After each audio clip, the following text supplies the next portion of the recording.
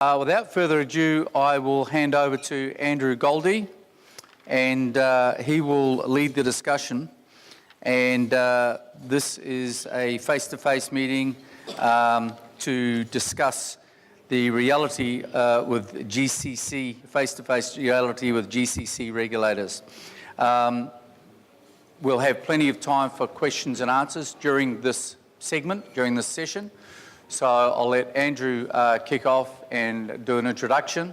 We'll then he'll have, I'm sure, some questions for the panel members, and then we'll throw to the floor and we'll distribute a number of microphones out amongst the floor so that we can get your questions in and hear clearly what your inquiries are. So thank you, Andrew. Good afternoon, ladies and gentlemen. It's a great privilege to be here. In the talks this morning were very, very interesting and stimulating. I'm sure you'll agree with me.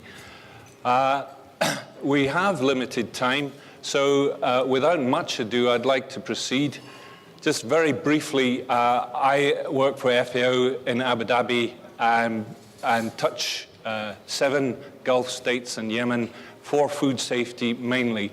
And this is a privilege for me, indeed a privilege to be at this conference with people who have a lot of information that is of value to me. So thank you. And my job really is to generate a productive discussion. And we will have time for questions from the audience. But my approach in the beginning will be to create a discussion amongst the experts who are here on the platform. And we have some guidelines in terms of the topics. Okay, so broadly speaking, I would like to discuss the topics, and we will approach these one by one. Please, if you have something to add, indicate to me that you would like to speak, and then we'll take it from there. I'm looking for a lively discussion, so please do join in. And we have understanding trade barriers in the GCC. Here we have a lot of commercial operations looking for business. What are the problems with trade barriers? We touched on some of them this morning. We have technical barriers to trade. They may involve legislative problems or others. Let's talk and discuss more about that. The global food supply chain is complex, that is for sure, and difficult to regulate. So how will we do this? And we have experts here from the GCC and the GSO, and it would be useful to have an exchange of ideas about how the countries of the Arabian Peninsula can collaborate and cooperate together to essentially approach being a free trade area, and indeed to promote trade globally. Can GCC-wide legislation be implementable and effective? The challenges of harmonizing and integrating legislation are there for us to see. How can this be done? How can it be encouraged? How can it be promoted and supported? And awareness to create practical, implementable outcomes. I think that comes at the end. So let's approach trade barriers. What trade barriers are particularly difficult? Anybody like to start on this? Yes, sir, please. Hello. I want to start that there is now a standard GSO, which is implemented in all the Gulf states, which is an advanced step. Actually, this is an advanced step that we have this regulation. However, there is some variance in implementation. So we have this standard, which is very good and agreed in all the countries, while when we come to implementation, there is some kind of variance between implementing in other countries. So in cases it is maybe different interpretation, or we can say it is there is kind of special additional requirement for some countries, which make it not one GSO. Okay, in Europe, for instance, and I don't for a minute suggest that anybody needs to replicate the EU system, but just using this as an example, the EU regulations are fairly specific, and the countries will, member states will normally replicate these regulations using their own legislative structures. Do we see this as a model that might be followed, or could be followed, or should be followed? Bismillah ar-Rahman ar-Rahim. First of all, I would like to hear from the private sector, what are, if they gave us some examples of the barriers. Because from my point of view, I don't see that there are much barriers between the GCC countries. If we consider the number of consignments coming, for example, if we take Saudi Arabia, the cases where we face problems, it's very limited compared to the large number of consignment coming to Saudi Arabia. So I would like to hear from the private sector what sort of barriers they are facing with the regulators. And for the last comment you just raised, yes, please. That we are at the time being, we are not coming to the level of the EU countries because in EU they are one single market. They are considered one single market. But in our area, we are not reaching this point, even though that we are in the way to unify our systems to become one single market. In other words, we'll have one single entry. For example, any shipment coming to Saudi Arabia will be inspected in Saudi Arabia, will not be further inspected in any other GCC states. So just something similar to the EU. But I think it has been delayed. I mean, supposed to have been put in place, but for some reason it has been delayed. Okay, thank you, sir. Yes, please. First of all, thank you, Andrew, for having me here. My name is Mustafa Bater. I am the Regulatory Affairs Manager with Coca-Cola Company. What I would like to share with Professor Mhaiza about one of the issues. First of all, really, GSO is one of the leading organizations among our region. If you benchmark what GSO is doing compared to other standard authority in Middle East and North Africa, really is something really appreciated and something really dynamic. And personally, working in this field more than 12 years, I have a close eye on what's going on. What I would like just to share with you about one of the challenges personally I face was related to when the authority or GSO adopt the legislation. Let's talk about consumer communication, which related to the food labeling. This happened a few years ago when Saudi Arabia came up with a very good approach and inspired by the European legislation about the food legislation for nutrition and health claim. Now, that legislation, it was requested to be implemented within a very short time frame, relatively compared with other. If you took the European example, when Europe came up with this legislation, it provided the industry at least three years to comply with this legislation. But when it comes to Saudi Arabia, I understand the complexity and you are depending on the import, but 12 months was really, I remember, short time. It was really a challenge for us to comply with. Could you enlarge on that more, please, and perhaps to put your finger on where the variance comes from? Is it a legislative challenge? Is this the problem? Or where does this variance that you've referred to, where does this arise from? So Dubai Exports, we're an export promotion agency, so we actually support a lot of SMEs. For large companies such as Mars or for Coca-Cola, they have regulatory officers who can actually deal with this. Our members are SMEs, and what we actually find as the biggest hurdle when exporting is actually simple things such as labeling and packaging requirements. Although they're commonly known, the actual implementation of it is very difficult. And also, actually, I have to agree also with our speakers earlier on, SMEs don't actually have the necessary research capabilities to find out what are the requirements. So they actually start exporting, and then later on they actually find out what the requirements are. So there's also a bit of retrospective issue on part of exporters because they don't understand, they don't have large resources, they don't have large teams of people to actually know the requirements of 170 countries to which they may be exporting to, right? We also find that things such as health requirements or expiry dates become an issue, especially with food. You can have, within the GCC, the same product can have very, very different expiry dates, which again causes issues. We also have issues in terms of languages that can be used, or even the type of packaging that can be used.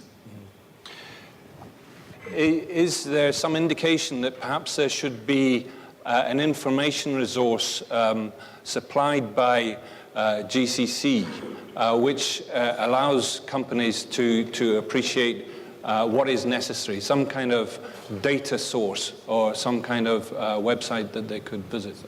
Should I tell that again? Actually, what we try to do at Dubai Exports, we actually try to educate our exporters about each country. But the problem is that these rules change all the time. So we find it ourselves, with our resources, difficult to keep abreast of what is happening. And you're certainly right. Within the GCC, we need to know what are the requirements at every level and also at subcategories. I think that will make a big difference. Also, there has to be an awareness raising and educational program to educate exporters as to what is required in order to get their products into a particular market. Again, I'm focusing more on SMEs. The larger companies, they're able to do this themselves. I'm going to be a little provocative. I am a veterinarian. I'm very interested in diseases that cross barriers and boundaries. Is there any inhibition between the countries of the GCC in regards to such issues as foot and mouth disease or other diseases of an epidemiological nature? Yes. In fact, for pet food, for example, last time we faced, for example, for Saudi, they are applying maybe very old OIE decision, which is already taken off from this OIE. For example, from the meat coming from Spain. It was already removed from the list of the forbidden product to enter or banned product.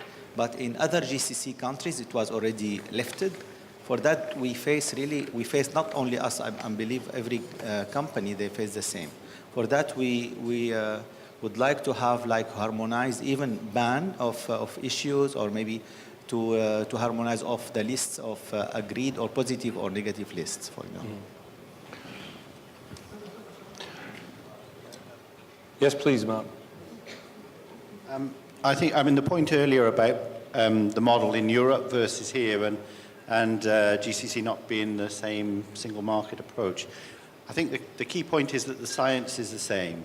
And I think that's what GCC can do together and pool the resources around the scientific side and get alignment and harmonization around the scientific side.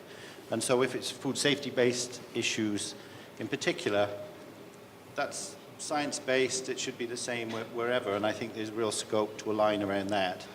And the other piece, I think, is the education piece then, to help with the SMEs, really, is how to consolidate together to do that outreach, really, to educate the smaller businesses. The global food supply chain is complex and difficult to regulate, so how should we do this? And so my question is, does it make sense that we should reinvent the wheel when we come to assessing standards or deciding on standards, when there are international organizations such as Codex Alimentarius who use the facilities of scientists and science organizations globally to come to the outcomes of what are suitable and safe standards? Should we be utilizing these resources to a greater scale than perhaps we are at the moment?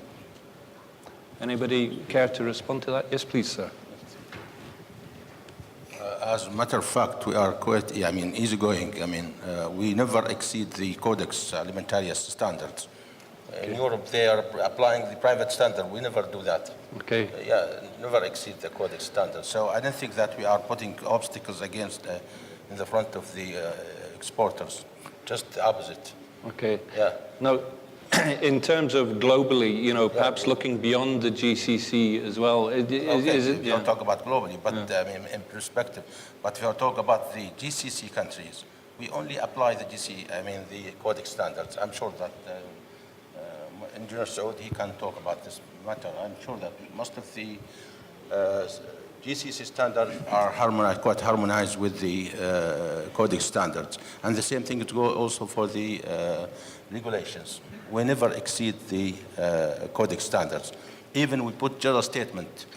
If there is no Saudi standards, just follow the Codex. For example, for the pesticide residue, as an example, for the MRLs, we say just follow the Codex.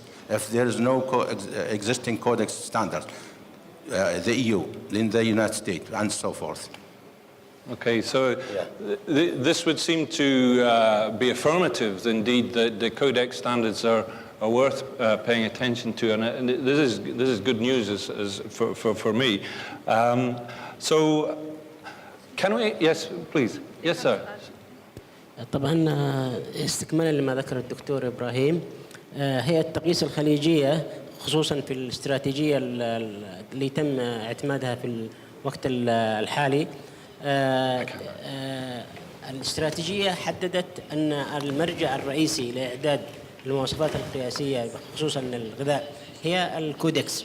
وحاليا تقوم الهيئة بإعادة أبديت للمواصفات السابقة باتخاذ المرجع الرئيسي للكودكس، وأيضا تحديث المواصفات السابقة التي مر عليها 5 سنوات فأكثر من خلال استخدام الكودكس. أحيانا يتم استخدام مرجع آخر إضافي إذا لم يجد في الكودكس، مثل ال FDA الأمريكي أو الاتحاد الأوروبي، ويتم الاختيار الاشتراطات الأفضل بالنسبة للمنطقة.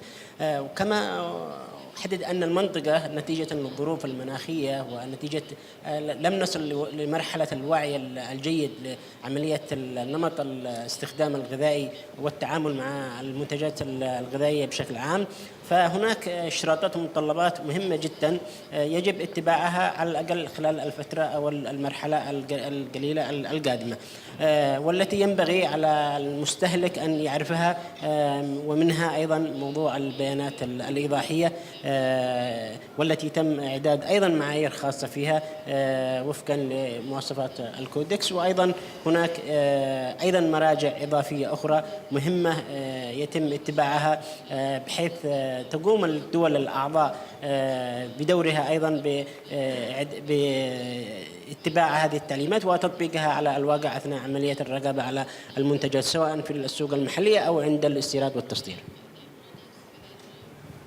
Thank you. I would like to go back. I'd like to go back just for my colleagues. They were talking about the banning and lifting the bans among GCC countries. As Dr. Ibrahim has stated that we in the GCC, we are trying as much as we can to harmonize these issues. And we have under the Food Control Committee now, with the GCC Food Control Committee, we are setting like standards for banning and lifting the ban. So it will be, inshallah, harmonized in the future, near future, inshallah. We have a complete group between GCC that's working on this. Regarding the logistics and the education of logistics, we've been in a visit as GCC members to the United States of America. And we've been hosted by the USDA. They took us in a visit to logistics, okay? For a surprise, actually, they have all the requirements documented electronically in their logistics for each and single country in GCC. Not only GSO standards, they have the GCC Qatar standards, Saudi standards, name it. Okay, so they know what are our requirements before. To be honest, no offense to any countries, but to be honest, we don't have problems with the United States. Usually because they really know what are our requirements, okay? So why don't other countries really comply with this? I don't know, we've been you know, our guidelines or our standards, it's been already sent it to the WTO. It's been, all the countries, they have to comment on this, and they know it exactly. So why there is a variation? Why, like for example, when you are importing anything from Europe, it has to be not complying with our standards. You are, as an importer, should educate your whoever working with the food imports to make sure that our standards are fully compliant. I would agree entirely that everybody in the global community needs to respect the other's requirements. Now, I would like to perhaps identify which stakeholders are important in the process of the GCC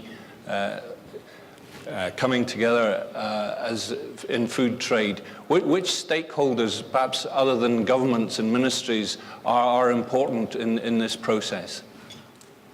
Any suggestions? Other than regulators, yes. Yes, sir. بسم الله الرحمن الرحيم. أنا بتكلم بشكل عام. سبقوني الأخوان عن ماذا يتم على المستوى الخليجي. على المستوى الخليجي هناك هيئتين لها ارتباط بالغذاء. الهيئة التقييس الدول المجلس التعاون، وهي تعد وتصدر المواصفات القياسية للمنتجات، واللجنة الخليجية لسلامة الأغذية، وهي تعد المتطلبات العامة لسلامة الأغذية ومتطلبات تطبيق تلك المواصفات. على سبيل المثال أحد مخرجات اللجنة الخليجية لسلامة الأغذية قانون الغذاء الموحد، وهو قانون مهم وأساسي، يعتبر القاعدة الأساسية لتطبيق جميع المواصفات الغذائية. كذلك هناك مشروع الإنذار المبكر للاستفادة منه حيال المشاكل التي تظهر من تداول الأغذية. كذلك نتعامل من خلال هيئة التقييس على بناء مواصفات قياسية خاصة بهذا المنتج. لكن النقطة الأساسية اللي أنا أبغى أدخلها بشأن سؤالك، ما هو الجزء المهم في هذه العملية؟ الجزء المهم أنا أعتبره الصناع. سمعنا أن في أحد المحاضرات أن دول الخليج هي دول في الغالب مستوردة للغذاء، وبالتالي كيف يطلب منا أو كيف يطلب من دول الخليج أن تكون مواصفاتها على أساس علمي؟ دائما نعرف أن على مستوى العالم أن الصناعة هي التي تقود عملية البحث والتطوير للمنتجات، وبالتالي كمشرعين داخل دول الخليج وكمستوردين للمنتجات لا يوجد لدينا صناعة من أجل وجود أبحاث ودراسات حول المنتجات وحول سلامتها وحول فترات صلاحيتها. وبالتالي نقطة مهمة نأمل أن تقوم من يستفيد تجاريا من السوق الخليجي والحجم الكبير للسوق الخليجي، وهي الصناعات الغذائية التي تصدر لدول الخليج. نأمل أنها تكون قائدة في عملية الأبحاث والدراسات داخل دول الخليج وفقا للظروف المناخية داخل دول الخليج، تساعد الجامعات، تساعد بعض الطلبة في الجامعات لبدء وإعداد دراسات لها ارتباط بالمشاكل التي يواجهونها. على الأقل يعني قطاع المنتجات الألبان المفروض يقود الأبحاث والدراسات التي تساعد على حل مشاكلها التي يواجهها من خلال الصناعة من خلال المواصفات القياسية. وبالتالي هذا اللي أشعر أنه مهم كجزء كبير من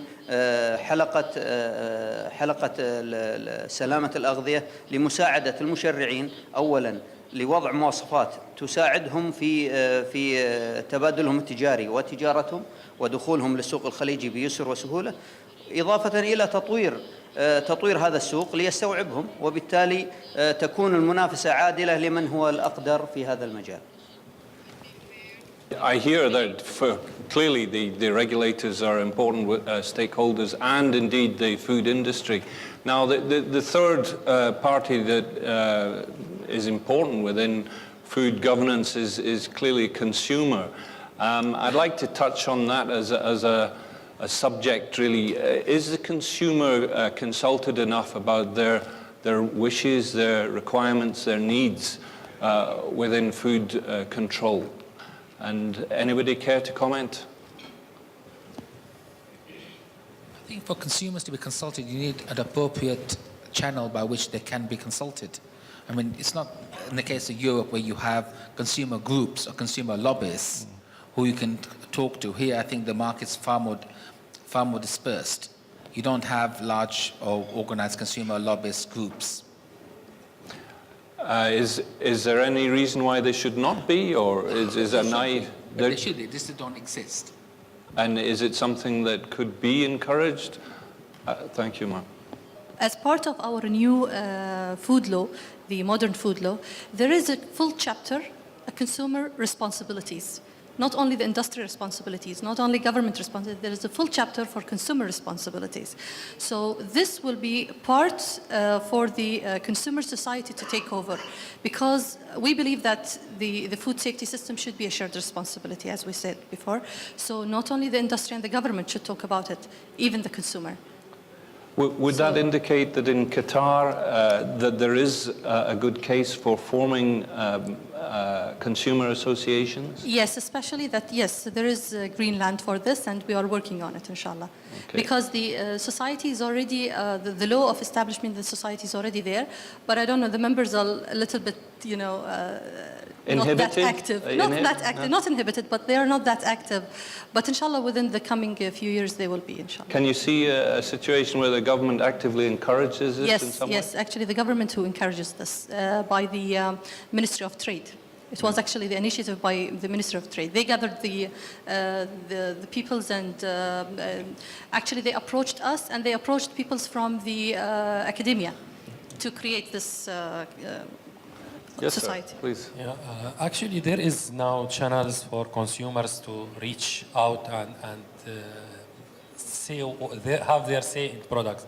There is one of it is consumer complaints, which there is for all companies. They have a number that there is complaint, and this complaint taken seriously, and there is an answer should be replied to the consumer. And now social media is a very strong tool. Consumers can write on spot, they can respond if they have any complaint, like, dislike.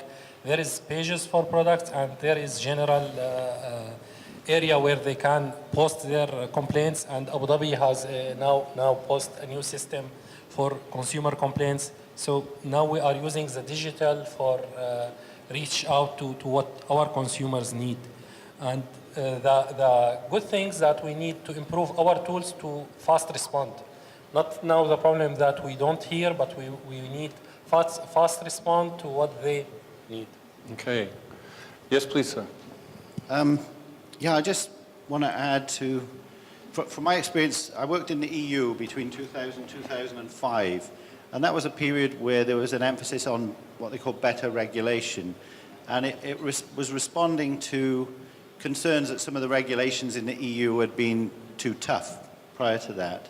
And part of this was actively reaching out to external stakeholders, to industry, to consumer groups, and also really aligning under codex. So it got to a stage where some of the legislation that had been set on food safety in particular was actually we were compromising to get a more of a global balance with an incentive to align at codex as well. Now, all of this input that was being taken in from industry and from consumer groups all gave that much extra credibility and made the legislation subsequently more robust. So I think it's essential to engage all stakeholders, industry, consumer groups, the like, to take their input in so they feel that they've had a say, and what the regulators come out with, it's more robust and the stakeholders can sign up to it. Good, thank you. I think that we should probably move on to a more general question and answer session now. Just briefly, in summary, it seems to me that we have a very optimistic situation here where the Gulf states are moving ahead in this area very quickly for a lot of good reasons. And we've identified some of the constraints, some of the challenges, some of the difficulties. But I think now, because we have such a broad representation here, I would like any questions from the floor, please. The presentations this afternoon have been very informative. I just had a comment in response to Professor Ibrahim. I think his question is very valid, and I'd like to take it outside of the context of just transport within GCC, but if I look at products being imported into GCC, I think one of the hurdles, which follows up on what Mustafa indicated, was potentially on the innovation side. So as we look to try to consider the diversity of portfolios and how we can bring innovation to this region, where we do face challenges is potentially having updates to the regulation and finding a channel, a means, a forum by which industry can bring to the authorities new ingredients potentially, and having a mechanism by which they could seek approval independent of an established regulation that could potentially be outdated. So it's the speed by which we could get to market. If there's an opportunity, a forum whereby we can solicit their counsel to bring to them, new ingredients, and how we can facilitate the issuance of new standards that would be more reflective of food safety information that's relevant to the market. Immediately, I think in terms of, does this imply that there should be a risk assessment capability within GCC, which there may actually be, but I think that's more or less where you're angling. And having that visibility between industry and public sector, where is that risk assessment body residing or accountability? Okay. So we know the right channel. And that body would need to have the respect and compliance of all within the organized, the geographical region. Correct, and exactly. So if we are looking to harmonize across GCC, if there isn't one identifiable source for that discussion to take place, does then that cascade across the balance of the GCC? Okay, I think there's a lot there, and I'd really like to give our colleagues some chance to comment on that.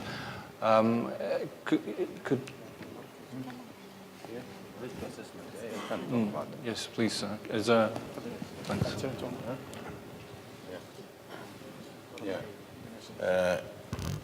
I do agree with you that, our regulation, there should be on facts and science. And for this reason that we are already in the GCC levels, we are discussing to establish a center of excellence for risk assessment.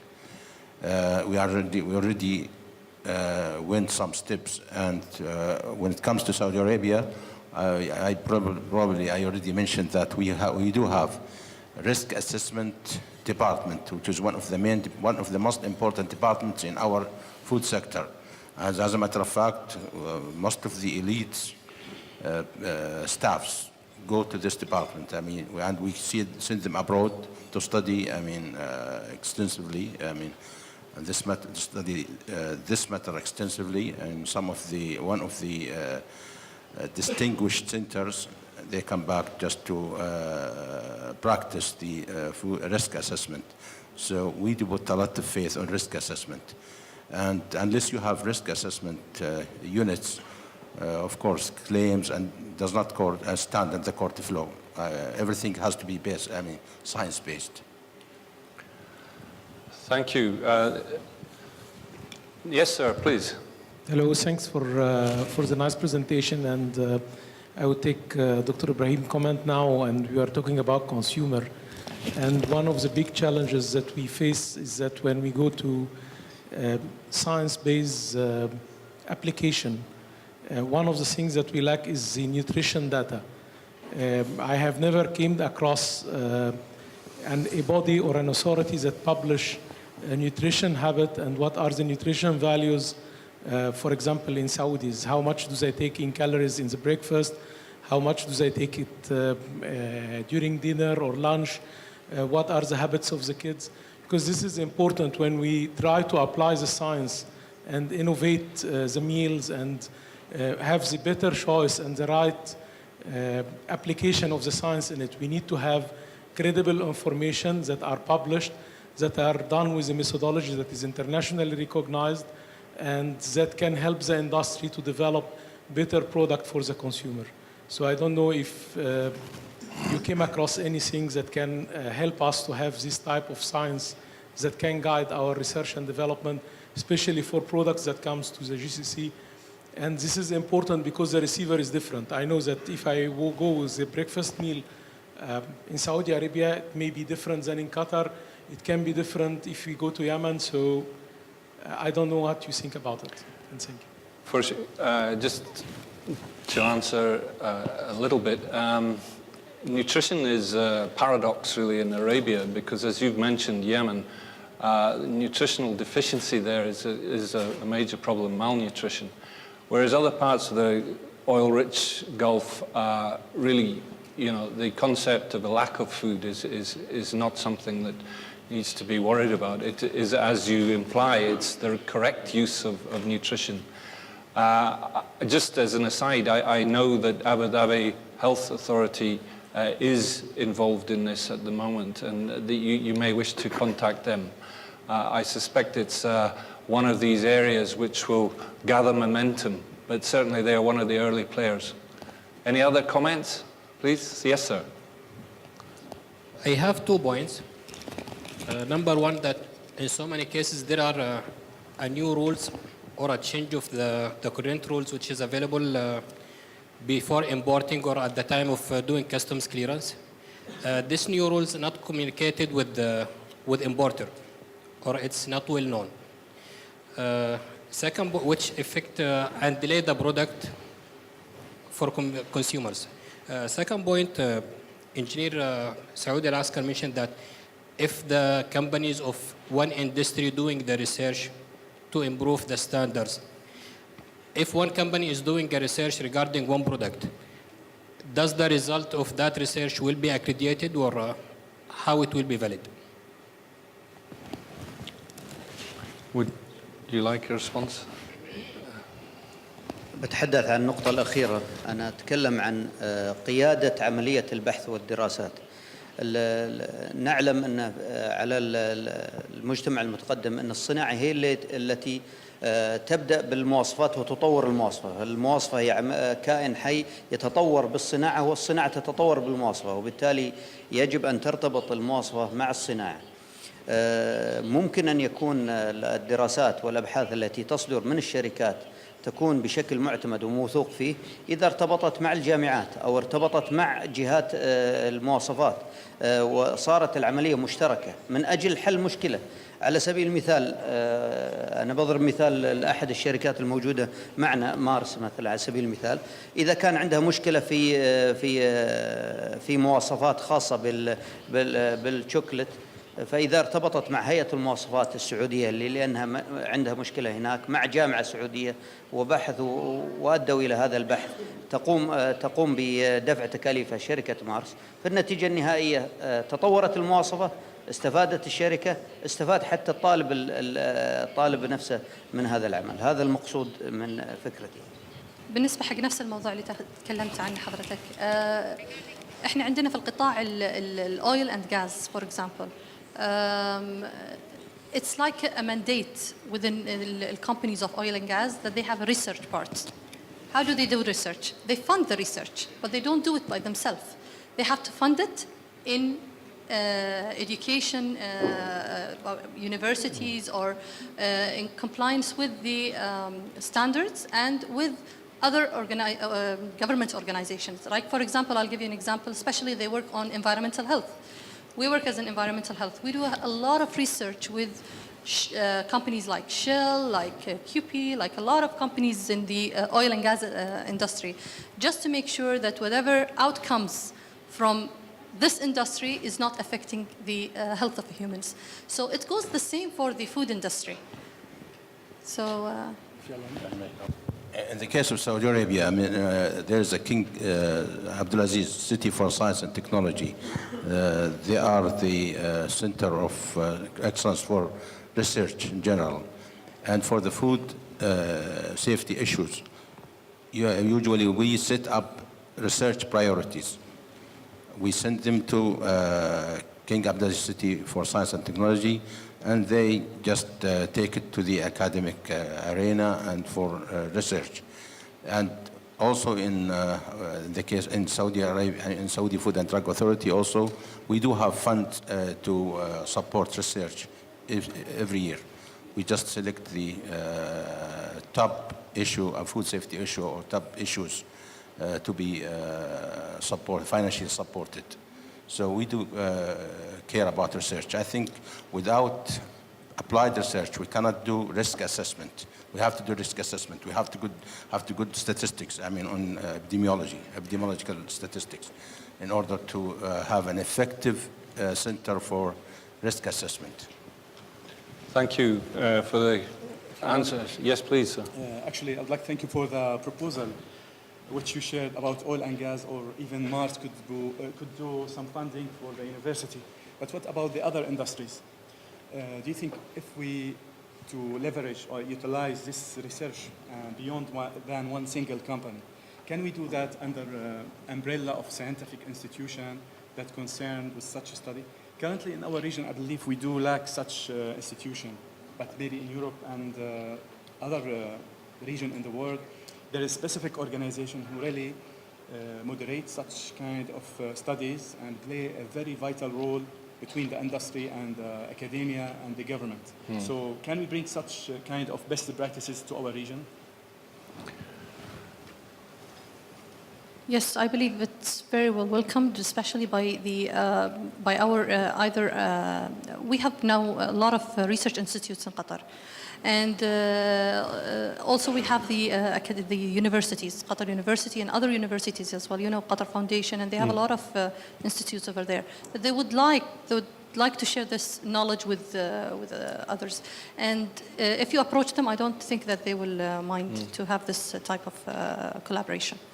Actually, near the Codex Committee for Middle East, North Africa, which going to transfer to be in Emirates next year. So I think it would be a great opportunity to make this harmonization across the region. Going back to my point regarding risk assessment. Risk assessment is a huge job. And there is lots of research done, especially in US, lots of efforts. We don't want to start from the beginning and reinvent the wheel. So there is lots of work already done. So we need to use the secondary data, adapt this research to our population, then make the risk assessment of the finding and adapt it to our market. So we don't want to start this risk assessment from the beginning. Only the local context. Yeah, I should concentrate on the local content.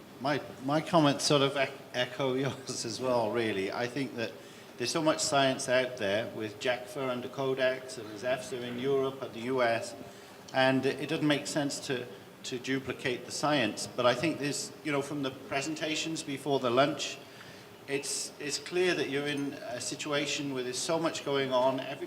All seem to be aligned on the needs to get the scientific information there, to get the standards there, to get consistency. So it seems a real big opportunity time, and I think mutual recognition of where science has already been demonstrated elsewhere. Maybe you're in a good opportunity state now to set the example to the rest of the world to see how you can actually recognize already established science, because this is a real challenge area, the mutual recognition right across food safety and additives and GMO and all sorts. So to get that recognition there and show pragmatism would be of huge value, I think. That sums it up very well indeed. Thank you very much.